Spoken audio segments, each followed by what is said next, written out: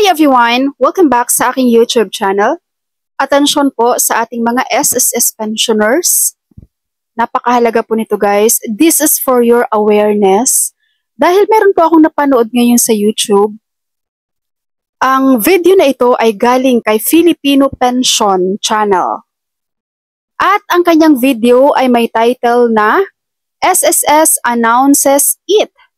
5,000 increase in pension disbursed payments. This is not true. This is fake news po. Wala pong nilalabas na any announcement si SSS tungkol dito.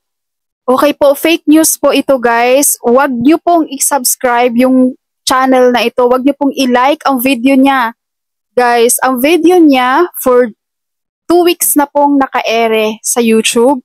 And umaabot na po ito ng 52,000 views.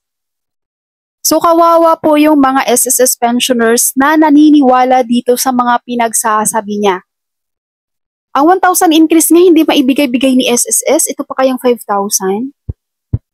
Kung sino man may-ari ng channel na to, walang takot na gumawa ng fake news.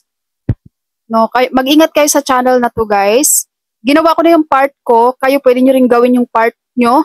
Pwede nyo po i-report ang channel na ito guys. Ako na-report ko na yan. Kung paano mag-report guys, itong line na yan, i-side nyo lang sa left. Tawag doon? Grab nyo lang sa left guys. And makikita nyo itong report. Tapos dito pipili kayo. Meron ditong misinformation, spam, or misleading. So pwede ang misinformation, pwede rin ang spam or misleading. So ako ang pinili ko misinformation. And i-click nyo tong report. And then yan, thanks for reporting. Kasi hindi naman natin, kahit i-report natin to kay SSS guys, baka abutan tayo ng siyam-siyam dyan, hindi yan magagawa ng paraan para matrace kung sino yung gumagawa ng fake news, di ba? So, sabay-sabay na lang natin i-report ang channel na to sa YouTube.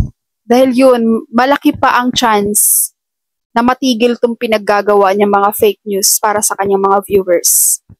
Pinagbabasa ko yung mga comment dito guys and ang daming naniniwala. Though merong ibang nagko-comment doon na hindi naman naniniwala, no? Pero ang daming naniniwala guys. Kayo talaga, huwag kayong basta-basta maniwala ng mga ganito. Lalong-lalo na po, pag yung napapanood nyo guys, mga picture lang, mga recording voice. No, kasi mga edited lang nila yan eh. Kaya ingat-ingat po kayo sa pinapanood nyo rin po mga SSS pensioners. Hindi kasi talaga natin guys makontrol yung mga gumagawa ng mga ganitong fake news. Hindi natin makontrol guys. Kaya kailangan mag-ingat na lang din tayo. Okay po, so tingnan nyo ng mabuti itong channel niya to guys. Ito yung pangalan niya. So wag nyong i-like ang mga videos niyan. Wag nyong i-subscribe.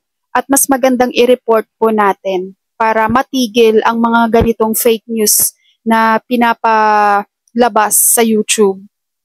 Lalo na mga seniors na yung viewers.